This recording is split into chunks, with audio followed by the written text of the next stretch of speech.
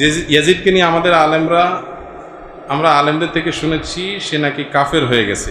কোনটা সঠিক জানলো প্রকৃত হব না ভাই। ইয়াজিদকে আহলে সুন্নাত জামাতের কেউ কাফের হয়ে গেছে এটা বলে না।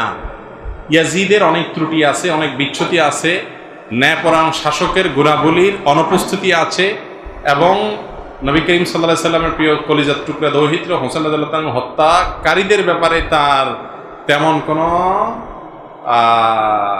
ভূমিকা, তাদের শাস্তির জন্য তেমন কোনো ভূমিকা দেখা যায় না, জানা যায় না। এসব কারণে তার ফাসেক হওয়ার ব্যাপার কথা ওলামা একরাম বলেন, কিন্তু কাফের হওয়া বহুত কঠিন একটা বিষয়, এত সহজ না।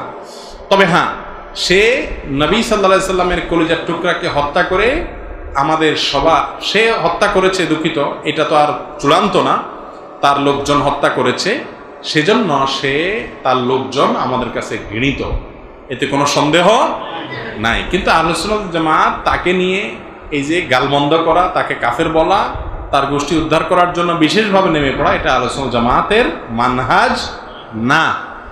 কথা কি বুঝাতে পারছি? অনেক ইমামরা বলেছেন লা নাসুব্বুহু ওয়ালা নুহিব্বুহু, আমরা তাকে গালিও দেই না, তাকে ভালোবাসি না। কথা বুঝে আসছে? সীমা লঙ্ঘন কোনোটা ক্ষেত্রেই আল্লাহ তাআলা কি করেন না, পছন্দ করেন না। আল্লাহ নবী সাল্লাল্লাহু আলাইহি সাল্লামের প্রিয় দৌহিত্র, প্রিয় নাতি হোসেন রাদিয়াল্লাহু তাআলার ভালোবাসা না থাকলে সে তো মুসলমান, কিসের মুসলমান সে? অতএব আমরা সবাই তাকে ভালোবাসি, শুধু তা নয়, তার সপরিবারে এই নির্মমভাবে কারবালার ময়দানে তার এই সত্যের পথে অবিচল থাকতে গিয়ে তার মৃত্যু, এটা আমাদের হৃদয়ে রক্তক্ষরণ করে, আমাদের কষ্ট লাগে। জালেমদেরকে আল্লাহ তাআলা উপযুক্ত শাস্তি দেখ, তাদেরকে বিচারের মুখোমুখি করুক, সেই বদদোয়া আমাদের তো থাকবেই কমনভাবে। কিন্তু এই ইস্যু নিয়ে আমরা তাকে কাফের বলা, আমি জানি না আহলে সুন্নাত জামাতের কোনো ইমাম বলেছেন।